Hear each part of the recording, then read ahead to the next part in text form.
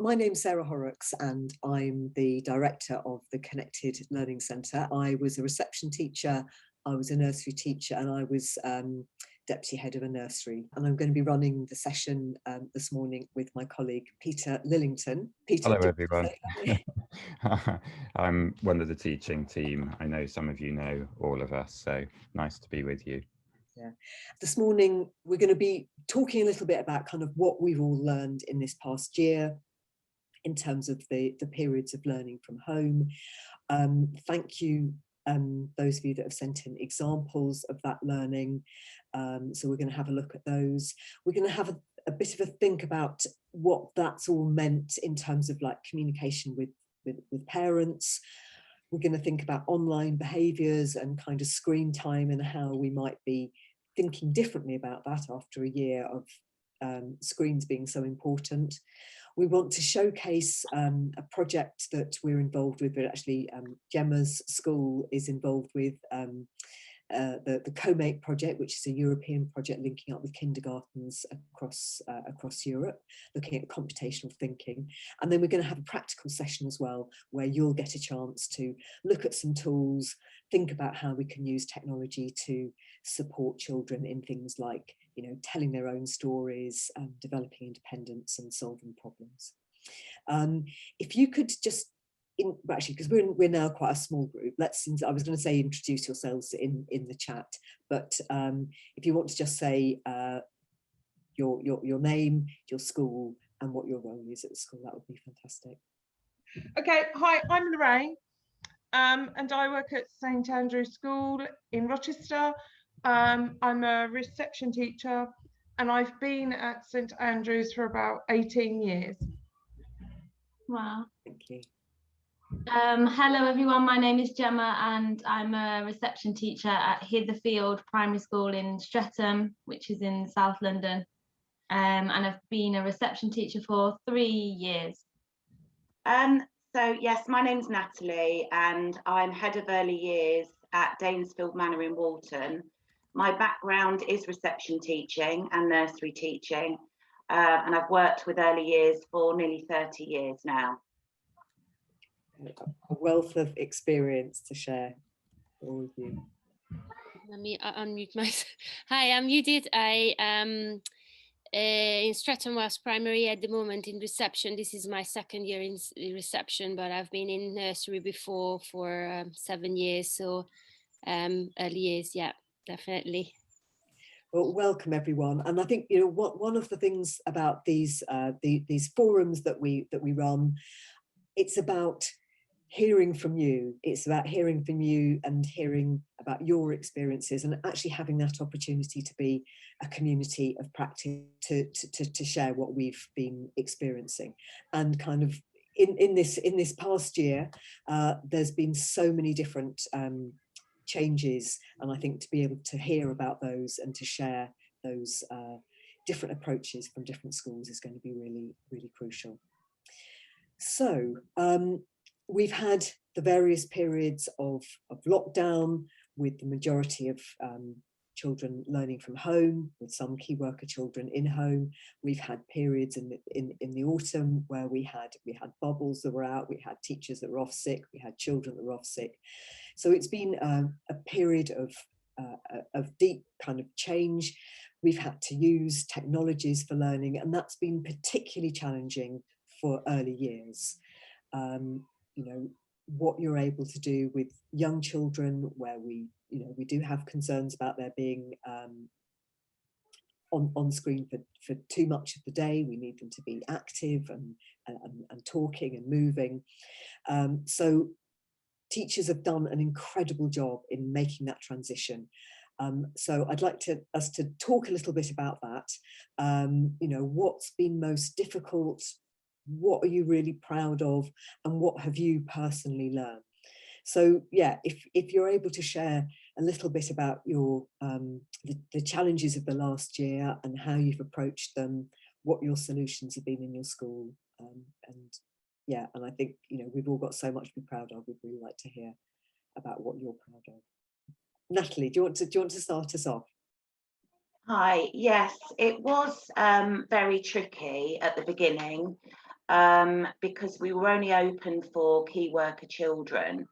So that was only a handful. I think we had 6 out of the 54 that we've actually got on roll in early years here.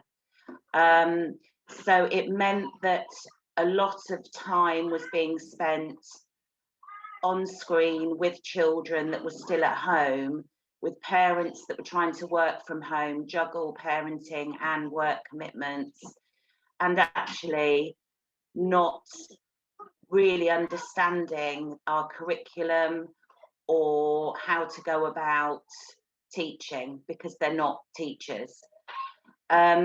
So a lot of time really was actually spent with the parents, just trying to guide, direct, advise. So there was lots of messages backwards and forwards from anxious parents who wanted to get it right. The children, obviously 2, 3, 4, 5 years old, find it very difficult being at home, out of routine, missing their friends, missing routine. So making that twice as hard for the parents. So initially we sent home, which we do every week, a weekly plan, which breaks down into daily what we're going to cover over the 7 areas of learning, how we're going to do it. And normally, in normal circumstances, in the school, in the classroom, it would be an adult-led activity that we would highlight in the plans. Of course, parents found this very difficult because the adult-led activity meant that they would have to do it at home. Resources are different to what they've got at home, to what they had in school. It was very trial and error from the beginning. We realised that actually we were being far too adventurous and we needed to strip it back completely. And also just support the parents with everything we sent. So every bit of communication, every plan, everything had to be backed up with support, advice, guidance. So it was hard work on the staff to begin with, because let's not forget we were still open, so we did still have children, although it was only a few. So we were still teaching in school as well as online, if you like. But what we learned was the fact that, you know, moving forward, what we had to do was give them as much information as possible, not assume that they knew what to do. Because we do it on a daily basis and we've been doing it for years, we kind of assumed that parents knew what to do, where they didn't. But I think because communication is so good in our school, we were able to use that and keep in contact with the parents and listen to what they needed, what their children needed, and then provide for them accordingly.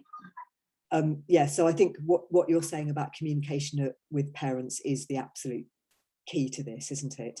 And that's why I wanted to kind of actually have that as one of our themes today, kind of relationships with parents, and what you're describing, like how do you support parents in scaffolding learning? And we've got some videos that we'll look at it in a moment, with other practitioners talking about how they feel that they've kind of deepened their relationship with parents, and that parents have a greater understanding, if you like, of kind of like, you know, early childhood education. But yeah, sort of hugely challenging. But thank you, Natalie, for sharing that. Gemma, do you want to tell us about how the journey that it's been for you at your school?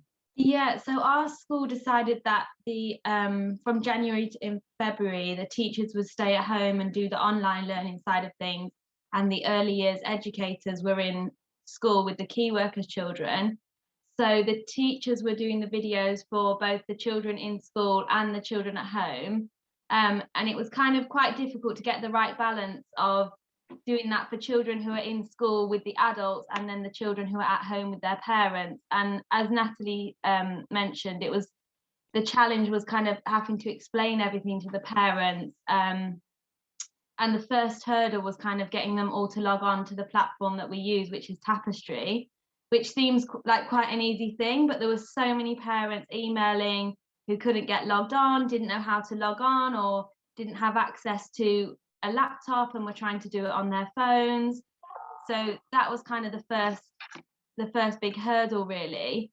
And we found that it was always the families that kind of needed it most that were struggling the most to get their children logged on and accessing the learning. So our school did provide iPads to the families that needed them, which was really, really helpful. And then, as Natalie said as well, you kind of assume that the parents know about phonics or know about teaching number or shape, space and measure, but actually there was a lot who really didn't. So we had to kind of strip it back as well and go really simple with the activities that we were suggesting. And we found that for most families, kind of practical, active activities where the children could use things that are around their house already worked really well. But then obviously you have the parents who are really engaged with the learning, and then some who are juggling the working from home or having to go into work as key workers still. And then some of them were worrying about how much they were doing with their children, thinking we're not doing enough, we haven't got enough time, we've got a new baby or whatever it was. And it was kind of reassuring them that, you know, anything you do is great and try not to worry, don't put too much pressure on them.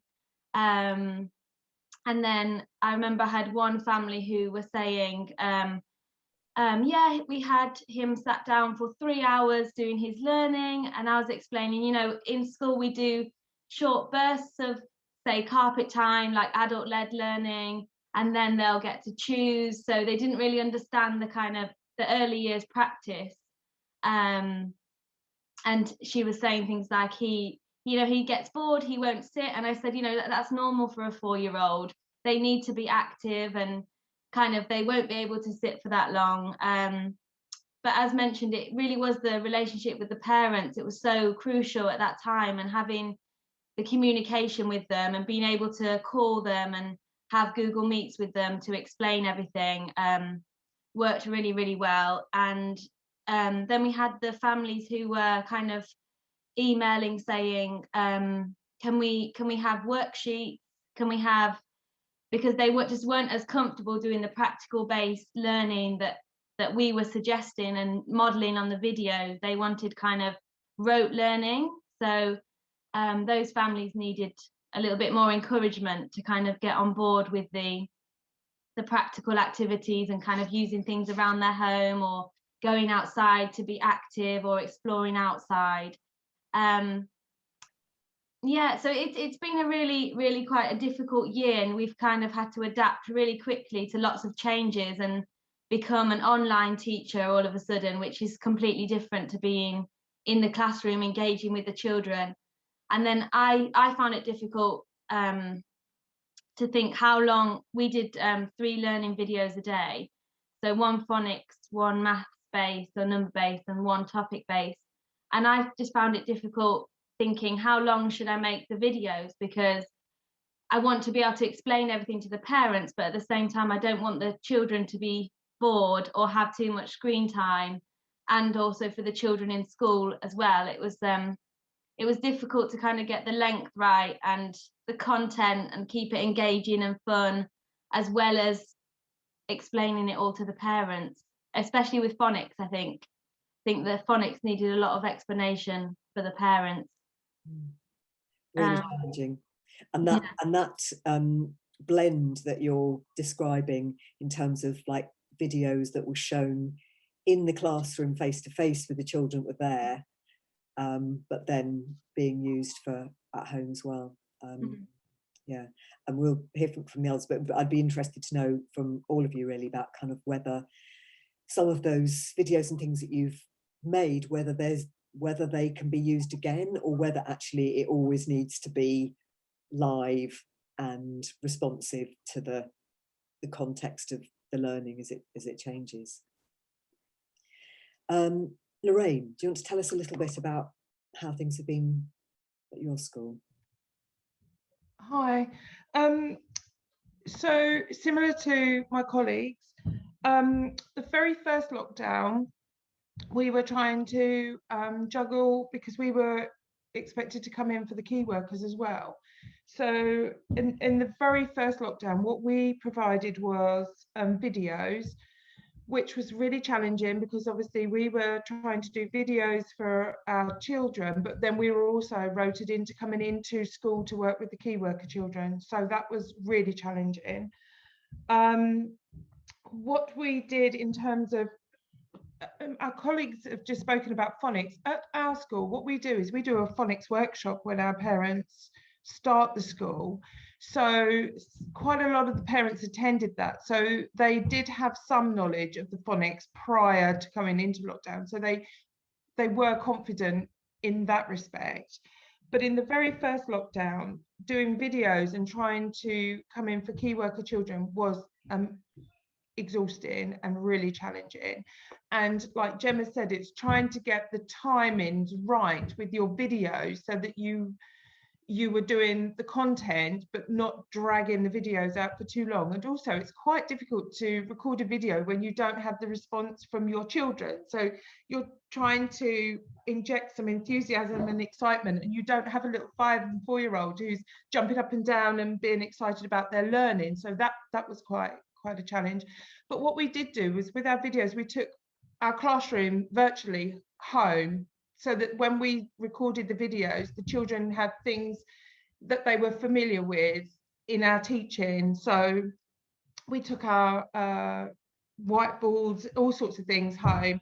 I had things plastered all over my wall, so that it was all familiar things for the children. Going forward, this second lockdown, what we did was 3 live lessons a day for the children, which we found much better, because we were able to see our children were able to see us. Again, we took all the classroom virtually home, so the children had all familiar things.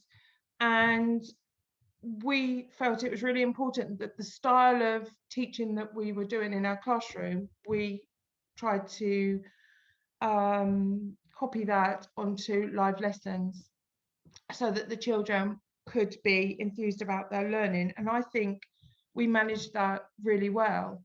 In terms of communicating with our parents, what we did was we used Tapestry, but also we used a platform called Purple Mash.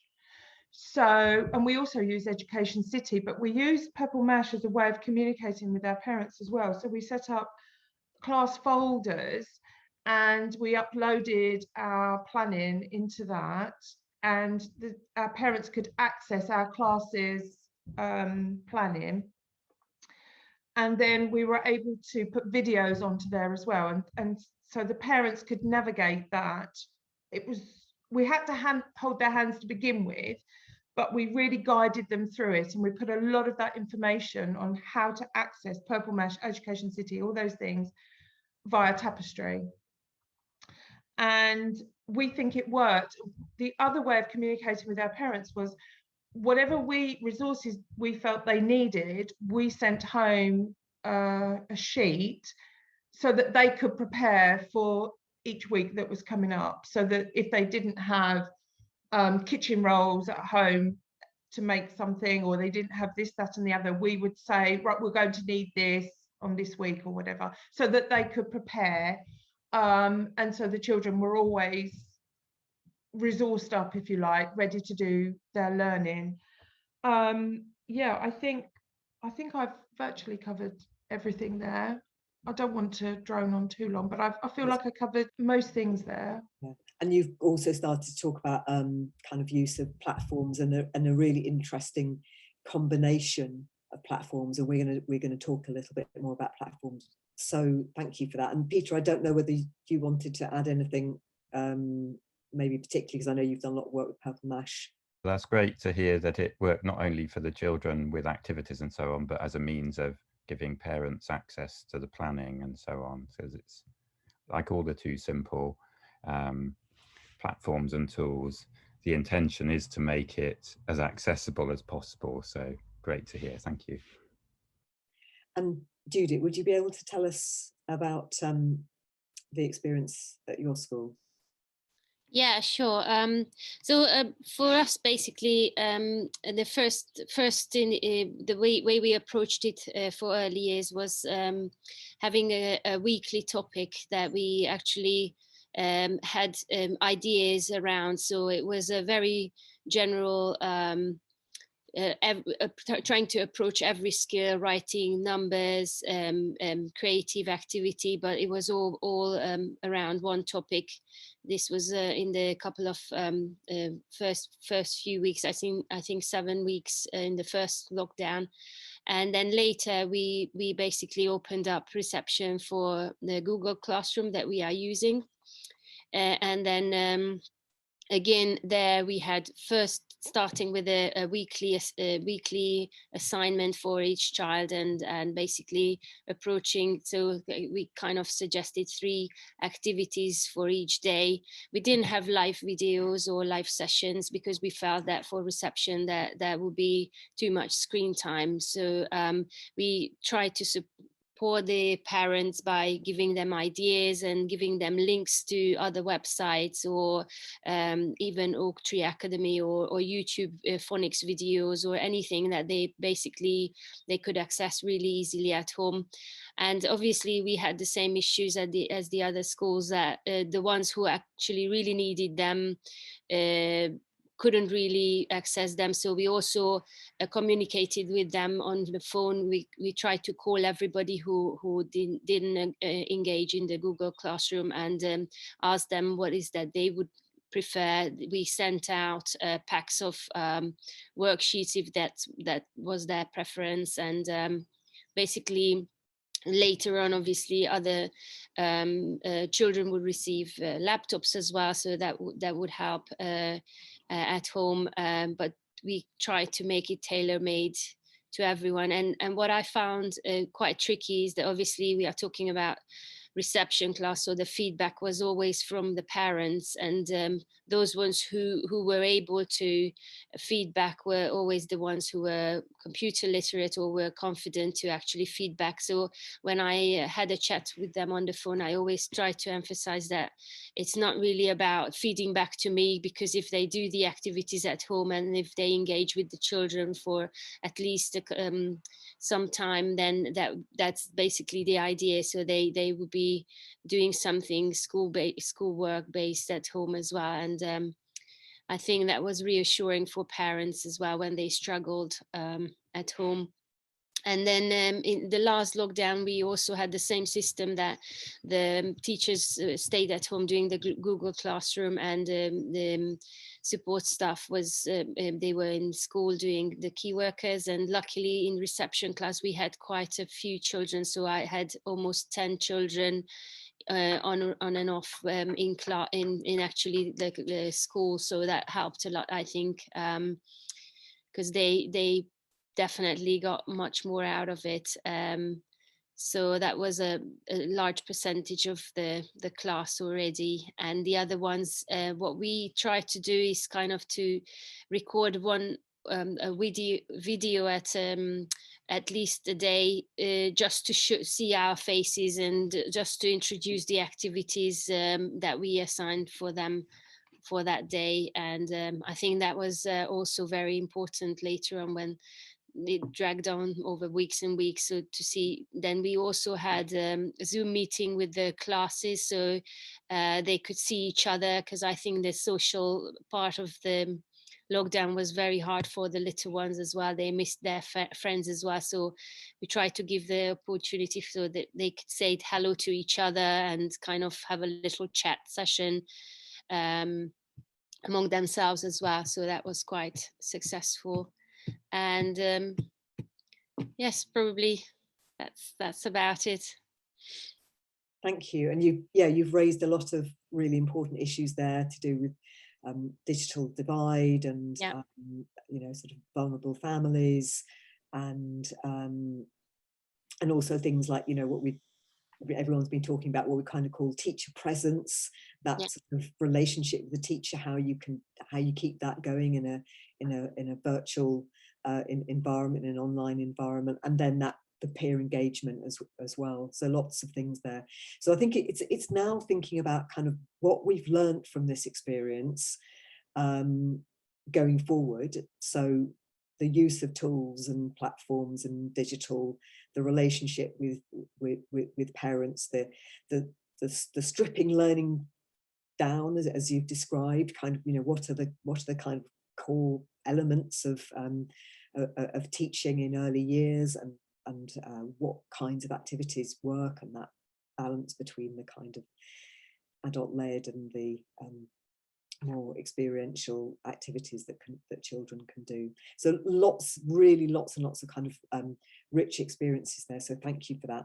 We've got a few more. So some of the teachers that weren't able to come today also have sent things in. So Peter, if you're able to share the screen, and we'll go through a few other examples and then kind of come back together as well, thinking about how we can build on this learning.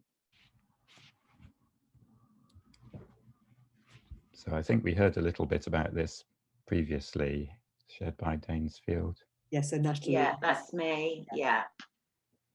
So this is our more recent plan, as you can see with the date there. So it's the most recent lockdown plan.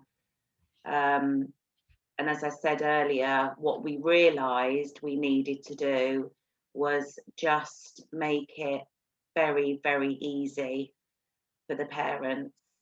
And as everyone's mentioned, with the live sessions, what it was doing was giving the children a focus. It was helping parents engage their child with us, as opposed to the parents trying to engage them at home. And it was just really kind of in keeping with routine, and making sure that they could see us, they could see their friends, so there was a little bit of structure there to their day. And you know, what we then did was gave opportunity, no pressure at all. It was just, if you would like to try this at home, this is the next part of the activity. So we do the introduction, you can see there, around a theme. And then it was just really left to the child. We've got purple mash on there as well, which we used, and we used the topic and linked an activity to our topic on purple mash. We've mentioned screen time. The reason parents liked this was because we were keeping the screen time to a minimum. It was just a timetabled 15 minutes a day. So they liked it. They were a little bit dubious at the beginning because they thought it was going to be an all-day session when we first introduced it. And they liked it because the children can navigate it. So the parents don't have to supervise it again necessarily. So that worked really well. The show and tell, which is the highlight of every child's week, I'm sure you'll all agree, was something that the parents and children wanted included. So that was always put in every day, and that was according to our timetable and the child's day, the specific day for the child, which the parents knew. So yes, this was something that we did then more recently, and looking back now, you know, it worked very, very well. And you know, we wish we'd have known a year ago what we knew now, and we could have done this at the beginning, because it did work so well, and all the feedback we got was very positive, and the children, most importantly, were happy, and they were achieving. That's really interesting. Yeah, thank you for to get that kind of picture of how you structured the day and the week. Thank you very much. Okay, so then I think the next one, yes, Stratton Wells. So Judith, this is what you were describing in terms of the kind of like the weekly topics, and this is about the science investigation. Do you want to just tell us a little bit about this example? I kind of just picked on one that is my speciality, because I'm also the science coordinator in the school. So I actually rolled this out for the whole school. This was not just early years. And so we are using these Milo and Marvin cards, which are from the Institute of Physics online, and it's absolutely fantastic. So I recommend it to everyone to have a look, because the reason why they're really effective is they come with a little cartoon strip type of explanation, where that and anyone basically can approach really easily at home. They're using resources that are really accessible, and you can literally find everything at home, or if not, it's just a couple of things that you might need to buy. And they teach certain elements of science that are actually very practice based and has got a wow effect. So we really enjoyed this at home. And so what happened is, this was part of our what we assigned for children to do. So every week there was a science experiment investigation that they could take part if they wanted to, and they could send back in a photo or a comment about how it went. And then at the end of the week or the next week, I basically put together this PowerPoint presentation for the whole school to see. So it was kind of a celebration also of their achievements as well. And they did really enjoy the experiments. So the wow effect was there, and it was something that was really practical, and something that they, if they wanted to, in the older children, they could actually discover more. There is a little bit of explanation about how the science part works in it, but not too much, so it's not overwhelming for parents either to kind of, oh, how to explain this or how to set this up, this investigation. So that's why we thought this really worked for this forum for everyone. That's lovely. And I think, yeah, quite a lot of schools have done that thing of having activities that have been done across the school. Yeah. I think is great. And then having siblings. And it's, you know, for me, it's like we've run family learning for many years at the CLC. And it's kind of like a really great family learning example of, you know, everybody getting involved. And also, actually, we know a lot about kind of, you know, what they call sort of like science capital, but actually getting a family involved in scientific thinking has really good outcomes for STEM learning. So thank you for sharing that. Absolutely, yeah. And then Gemma, you've kindly sent in several examples from Tapestry. So we've got two slides there. So Peter, maybe just go between the two. So really lovely. It's kind of really brings the learning to life. We've got a number of different examples. So do you want to say something about how that worked with Tapestry and you know, families and children sending pictures of and videos of what they did at home? Yeah, so these are examples of responses to our learning videos. So our videos weren't live. We just had 3 per day, but they could access them as many times as they needed to, and at whatever time of the day they wanted to as well, so that it kind of worked around the parents who were trying to work from home as well. So I tried to kind of show the more practical activities that some of the children did, and we tried to encourage parents to kind of maximize the learning opportunities where they could, for example, in kind of the daily routines, or incorporating number learning into dinner time, talking about language of more and less. So on the other slide, there's a little boy, and he's doing the more or less with his toy food at home, and kind of, yeah, I think for us, like, the practical activities worked really well. And as Judith said, it was finding the items that were accessible for learning at home. We tried to keep the learning as active as possible, such as the phonics scavenger hunt, where they had to go around the house and find all different things, beginning with different sounds. And we found it kind of really powerful when the whole family got involved, and when it encouraged communication between the parents and the children. And also we saw little brothers and sisters getting involved, which was really nice as well. And they could post either photos or videos as well, and they could also leave a comment at the bottom, which was from the parents. And it was kind of really nice to see the child's voice in the videos as well, whether they were talking about their learning or saying something in response to one of our videos. Yeah, so yeah. Thank you. I think we've got a video coming up now.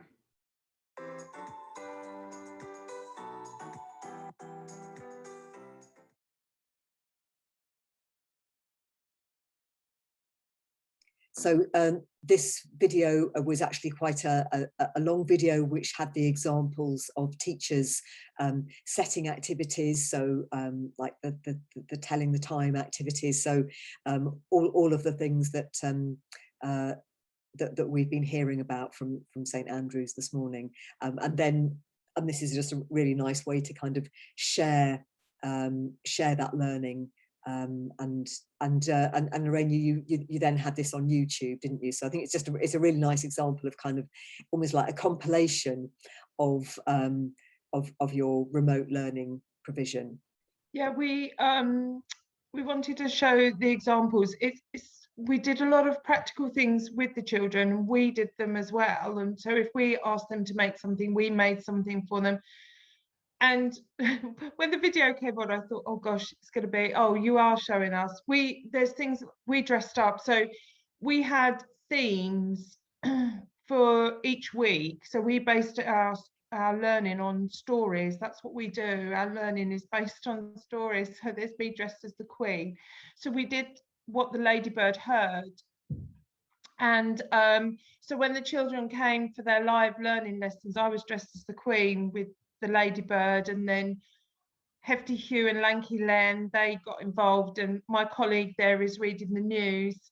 So the children were shown all of these things, and it really enthused the children. They got so excited by everything. So that video that you can see there is me. I'm lucky enough to own a horse, and we did a map, and I videoed where my yard is, and the children had to listen to my instructions and create a map. And we got Hefty Hugh and Lanky Len involved as well in the stealing of the fine prize horse. So yeah, we tried to be as silly and creative as we possibly could. And when I dressed as the Queen, my children set me lots of different tasks to prove that I was the Queen. I had to do a royal wave and all sorts of things to prove that I was the Queen. And one of my parents, she even got a picture up of the Queen and was trying to compare it to myself and the Queen, and I had to do a royal wave. So our parents were absolutely fantastic. But yeah, we tried to be as fun and creative as we possibly could to engage the children in their learning. So quite often the children would turn up for the live lessons, and they were never quite sure if it was going to be us or some crazy character. I just wanted to say as well, some of the children who were in school, we also made sure that we connected with those children, and we came on live to those children as well, weekly, once a week, to make so that they could see us as well. So the children were accessing all of these things, so they were seeing us, but we wanted to do live talking with those as well, so that they could connect with us as well. But yeah, I mean, these examples in this video, I know it was very long, but yeah, we tried our best to make it as fun and exciting as we possibly could. Yeah, I think just, you know, I'm always so amazed by early years teachers in particular, just like the sort of ingenuity and imagination and that thing of like making it really personal and really sort of having the kind of relationships with the children and you as the teachers, but also the kind of imagination and using role play and all of those sorts of things. So we've got some more examples here of kind of that personal relationship. So Matt from Rosendale wasn't able to join us this morning, but he sent in a few examples. They use Seesaw as their platform, and he did this video at the weekend when it snowed because he wanted to kind of capture that moment and kind of engage with the children around the snow. So maybe just show a few moments of that one, Peter. Have you got any snow adventures? Please tell me them. You don't have to tell me them today because it's not a school day, but maybe if there's enough snow, we can have a snowball fight with one snowball, because that's probably all there's going to be. Or maybe there's going to be enough to go sledging. My daughters are so excited about the snow. They are literally out in the street now. I really hope we get lots of snow. I love snow. And it gives us a bit of a lift. Look at me, covered in snow. Snow way. Look at this on the street. Isn't that amazing?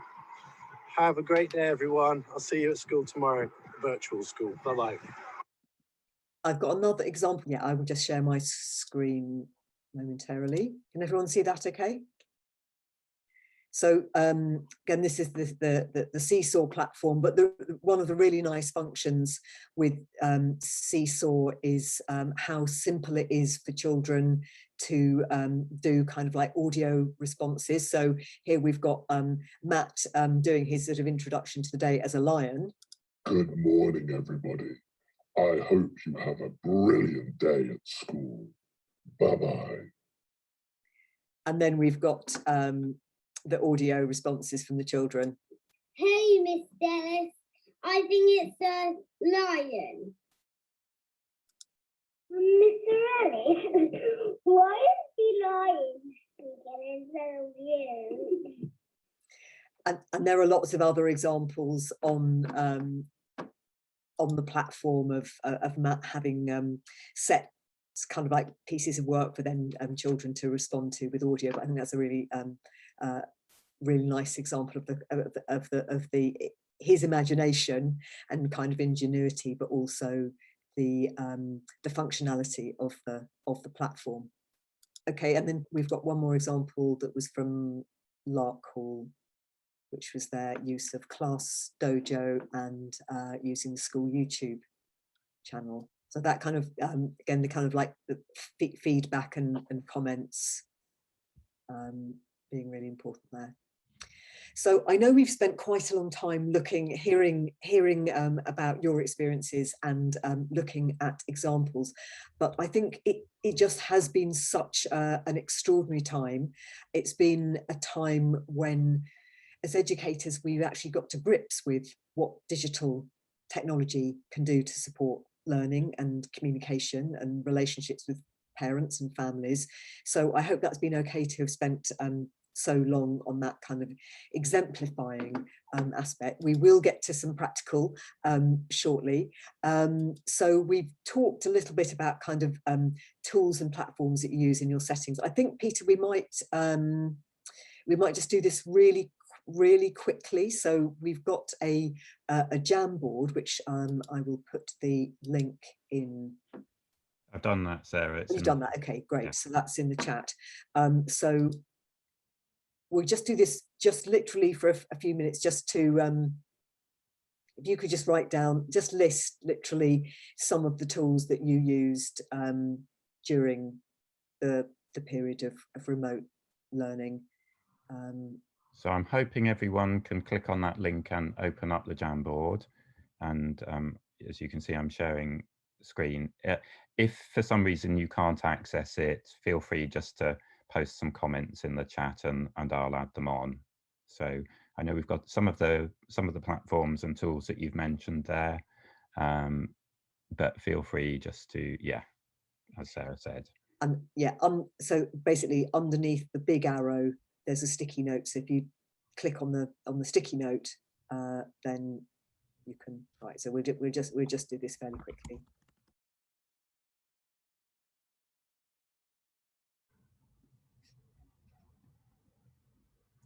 Yeah, that was my example in case you haven't used this before. So you type the text, then enter, and then tends to go one on top of the other, so we can move them around. Great.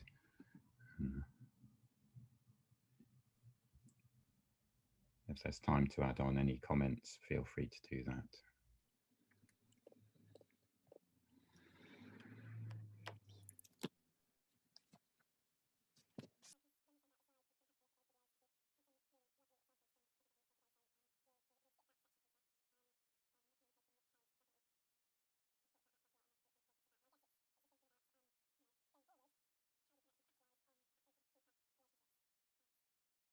So thank you everyone for making your contributions to the Jamboard. So we've been talking about screen time and movement and being active. I think it's probably time for everyone to move around, grab a quick drink. Thank you very much. Thanks everyone. I think we need to get practical and give you a chance to do something yourselves. We've been hearing about getting, having prompts for children to do something practical and active in terms of their learning from home and in the classroom. So we need to do that ourselves. So I'm going to hand over to Peter and we're going to have a bit of a practical session. Then we have actually got some other things to disseminate, but I think we need to get hands on. Thank you, Sarah. And just before I share my screen, I'm going to try and take you through a few things. I wonder whether any of you have previously or currently used Book Creator. It's been one of our go-to resources apps for quite some time at the CLC. Has anyone here used Book Creator before? Okay, great. Hopefully it's something for you to think about. And although we've used Book Creator for a very long time, actually, like many tools over the past year, all sorts of enhancements and improvements have been made. And a couple of days ago when I took a look, I was quite impressed by what's there. So it's one of these tools that's free for a certain level. Of course, there are subscription plans as well, but as a teacher, you can get access to some of the features for free. All sorts of resources on the site. So I'm just going to take you through. I'm going to log in. You can log in with Google or Microsoft if you've got that set up. I'll leave it to you whether you want to have a go live in a moment. It works in the browser. There's also an app version for iPad. The version that's kept most up to date, where all the new features come in first, is the online version. So I've got that open now. So the first thing to make sure I do is that I don't sign in as a student. I need to sign in as a teacher. This is app.bookcreator.com, but if you Google for Book Creator, you'll be able to find the link. So I go to teacher sign in. I'm going to sign in with my Google account from the CLC. And if you've used Book Creator before, some of this will look familiar. And if it's the first time that you're using Book Creator, there are some ready-made resources to support you. So a good place to start if you're completely new. And in a moment, I'm going to click on the tool in the top right, the new book, just show you how that works. But on the left-hand side, there are, I think it might be called the hamburger, but there are three lines that will open the teacher dashboard, and that's where there's a lot. So Book Creator resources, you can build them up as a teacher. That can include books that your children have made, things that you've created, things that you've got elsewhere. There are loads and loads of different resources online.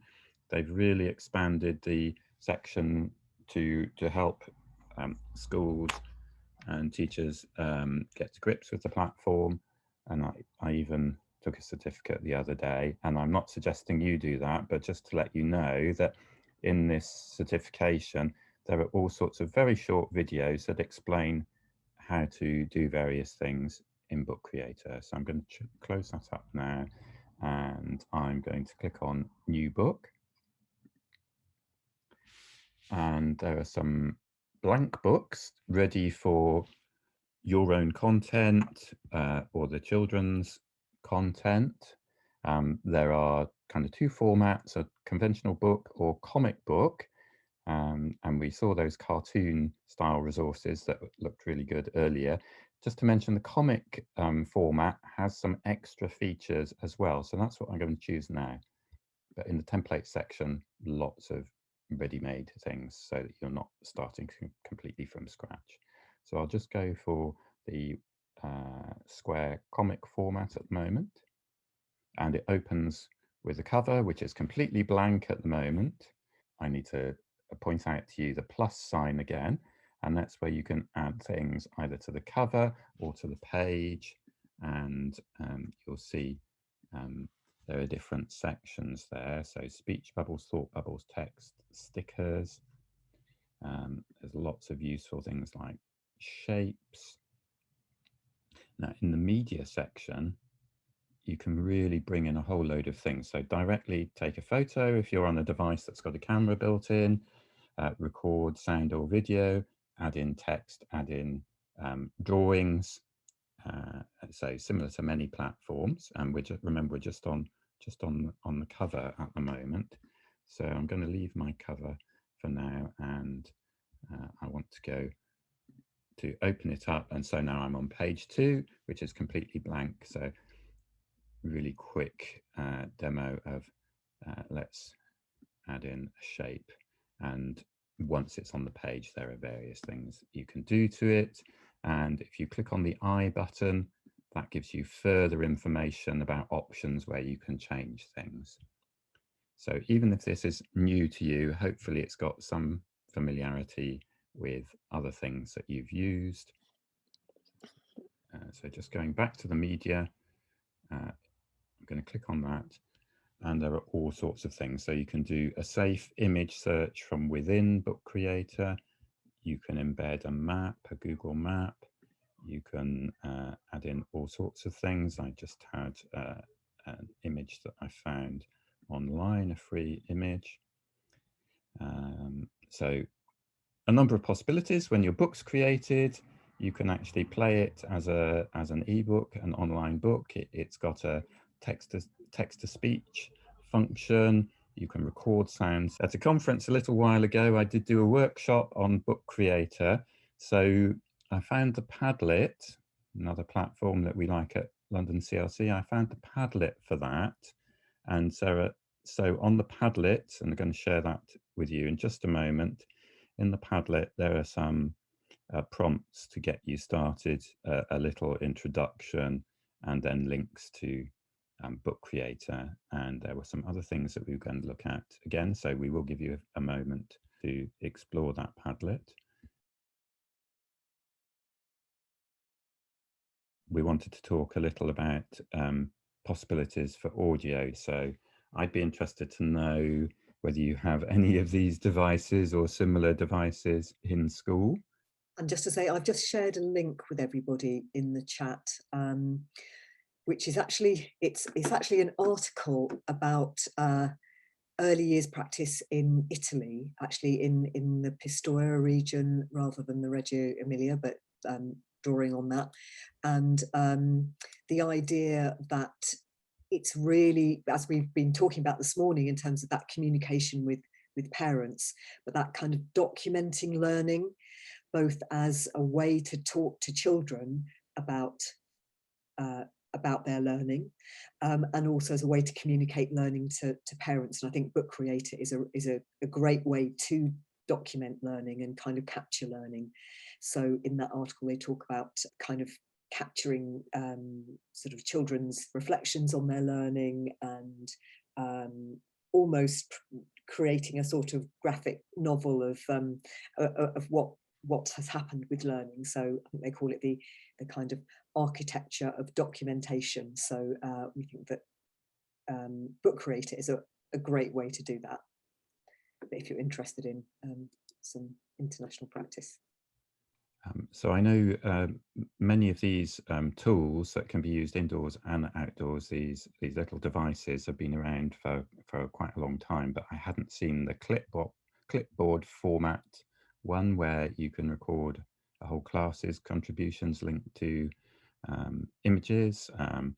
The yellow Easy Speak microphone came in quite a few years ago, a USB microphone. I know the latest version is the black one, and that's a Bluetooth device. So again, opportunities for not being tied to a screen, but still capturing audio. So do say in the chat if there's any of this type of device that you make use of. But if it is a device that you'd like to use, so Book Creator we've been talking about, Padlet I'll come back to in just a moment, Seesaw we know some schools are using, LGFL will give London schools access to the JIT toolkit, which allows you to record directly into the platform, as does Purple Mash, as do apps like Puppet Pals and Sock Puppets that we often use. And if you're using Chromebooks, I know that there's a new function that allows you to record with the built-in microphone whilst doing a screen recording. So quite a lot of information packed onto that slide. And you remember Matt's lion, talking lion. Well, I'm not sure if he did use this Chatterpix app, because there are several apps around that do the same kind of thing, but I thought it might be an idea to attempt to share from the iPad so you get a flavour of that as well. So I'm going to stop this sharing for a moment. Has anyone used any of these Chatterpix, any of the other things? We'll come back to Padlet very shortly. I'm going to try and get my iPad on the screen. Okay, so Chatterpix. Moose. Yes, from Duck Duck Moose. Welcome to Chatterpix.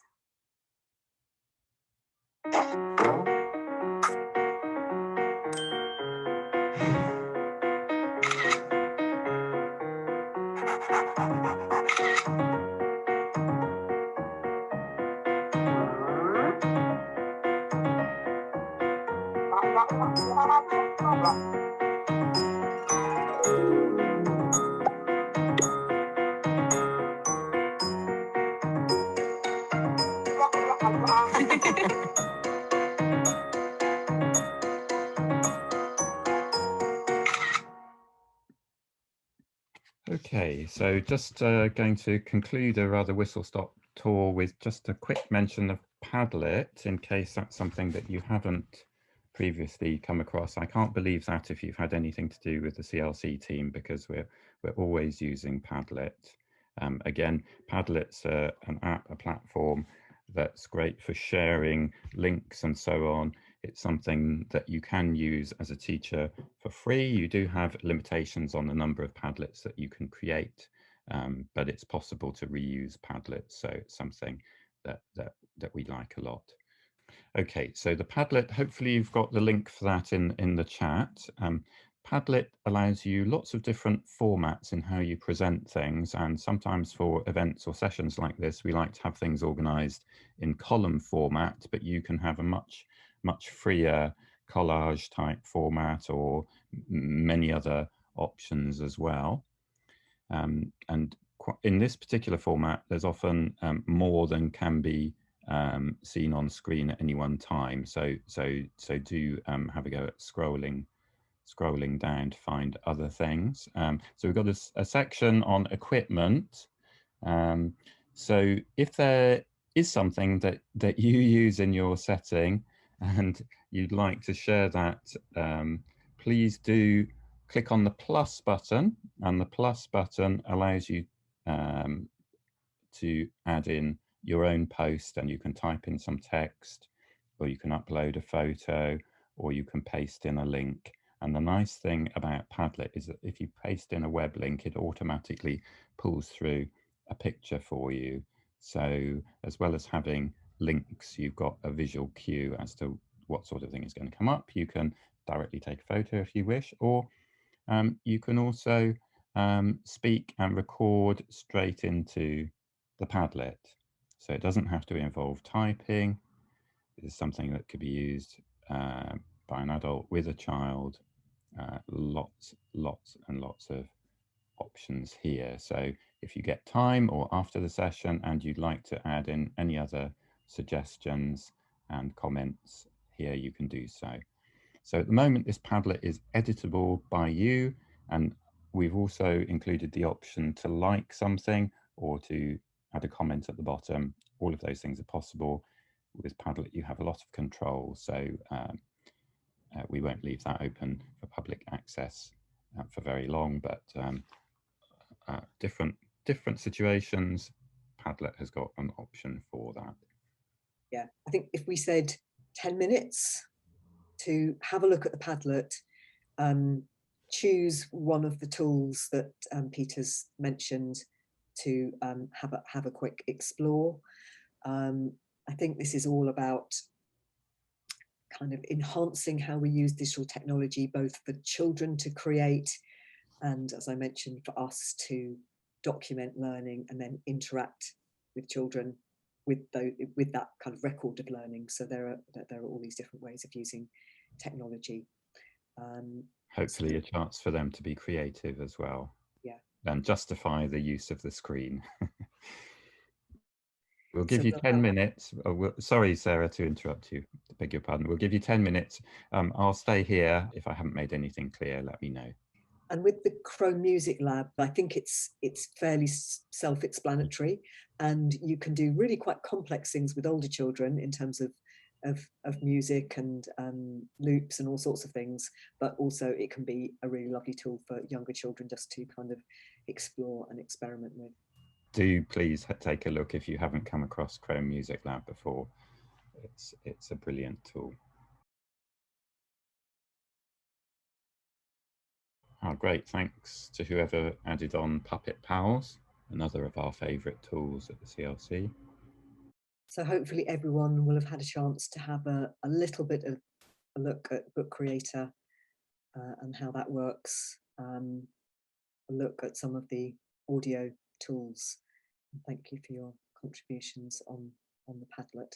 So this is the kind of thing where if we were in our centre, it would feel quite different in terms of the kind of the practical activities and doing things on computers. And the other, when we're talking about technology and the early years, of course, the other aspect which we haven't covered yet this morning is talking about computer science and programming. And this looks a bit different in early years to the rest of primary schooling. So we wanted to just tell you a little bit about a project that we are involved with, which I think is a really nice example of kind of what computer science, computational thinking, programming look like in the early years. And actually Gemma is involved in this project.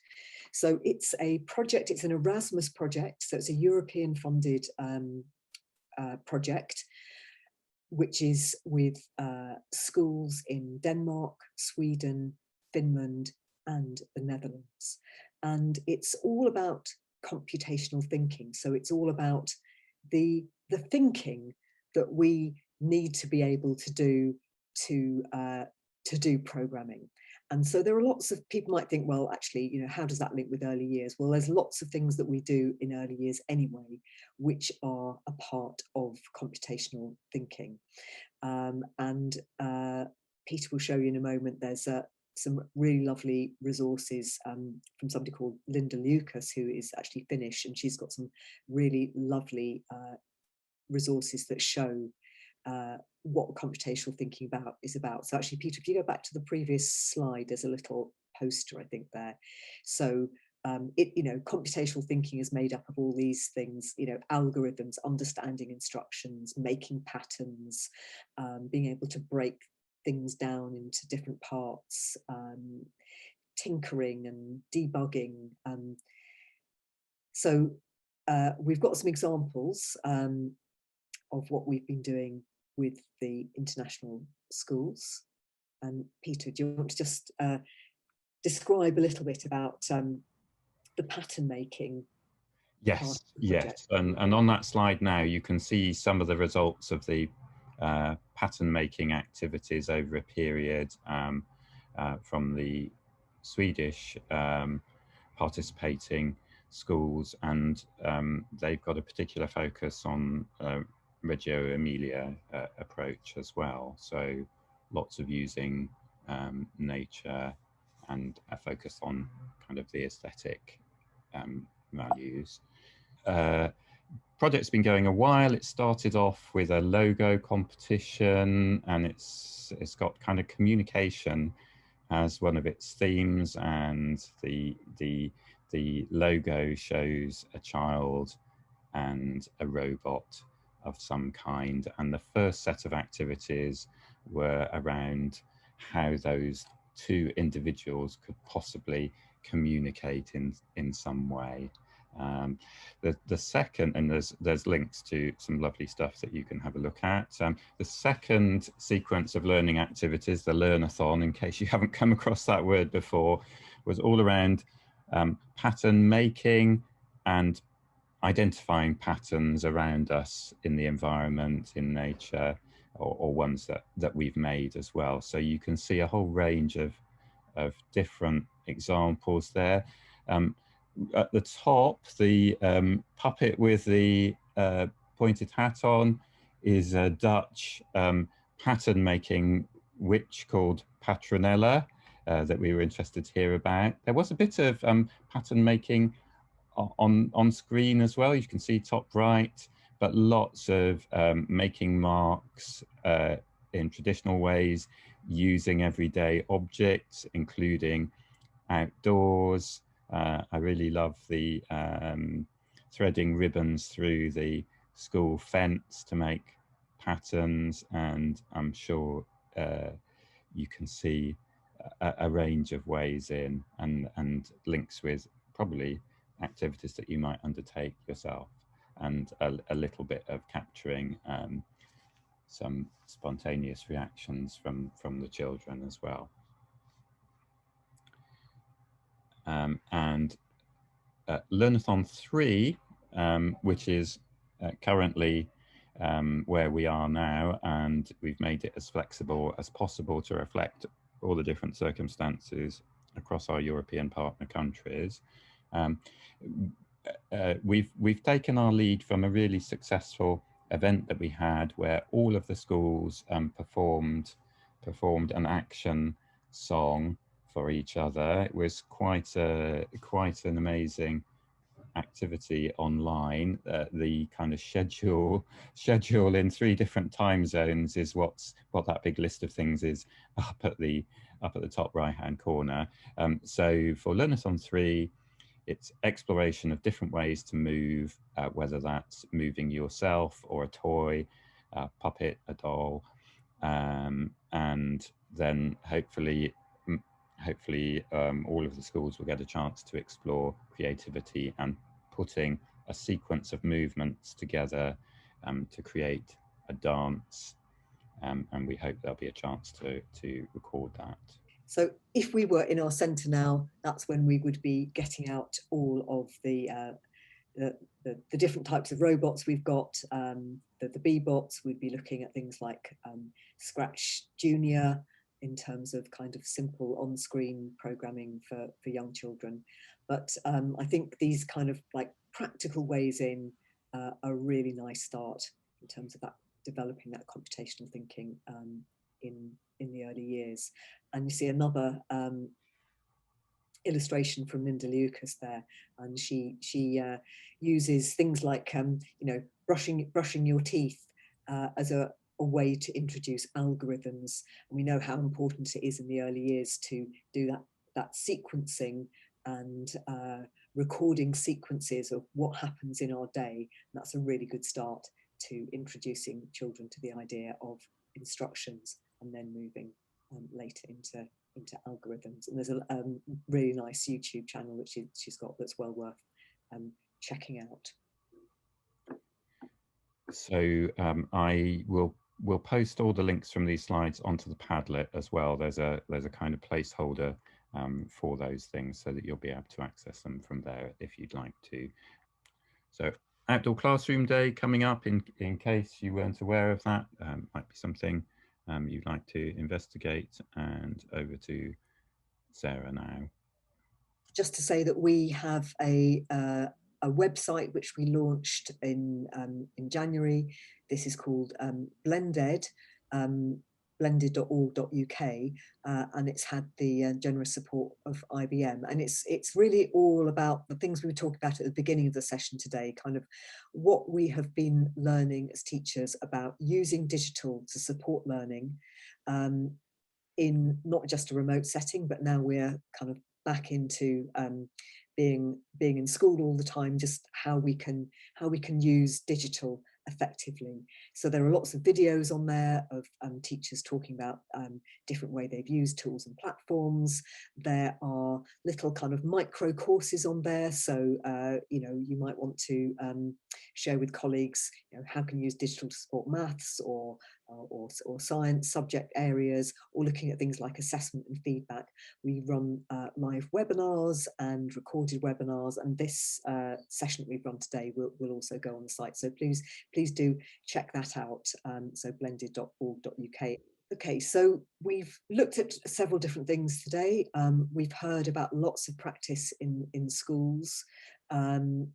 So have a think, just sort of like privately in your own notebook, in your recording onto your phone, just have a think about something that you've taken from today that you think that you'll use in the future, or that you'll explore or look into, or it might just be something that you're kind of reflecting on in terms of this year of learning.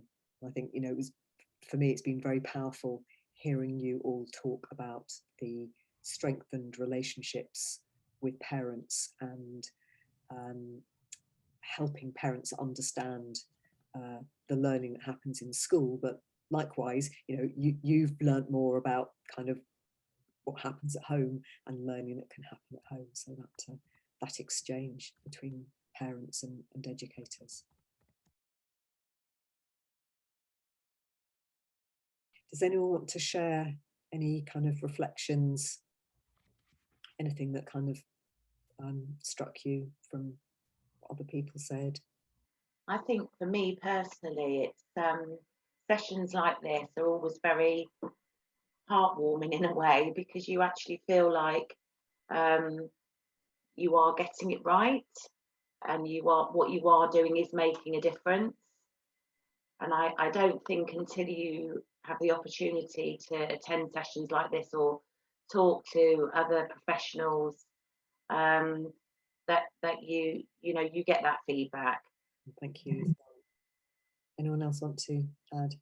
Yeah, and I think just being able to talk and listen to people from other schools, it always gives me loads of ideas. So I'm always really grateful to have the time to discuss things with other practitioners. I think it's really, really powerful, and you also feel reassured, like Natalie said, that you are doing the right thing and you are making a difference. And it's just really nice to kind of get that clarification, because work can feel so busy. It's just really nice to share ideas, and I always come away with so many ideas, so it's really, really, really helpful. Well, thank you for sharing today, and yeah, just blown away really by what you've managed to do, and in such a, as you said, kind of a fun and creative way, so keeping that real spirit of the early years education going through difficult times and difficult sort of mode. So thank you for your contributions.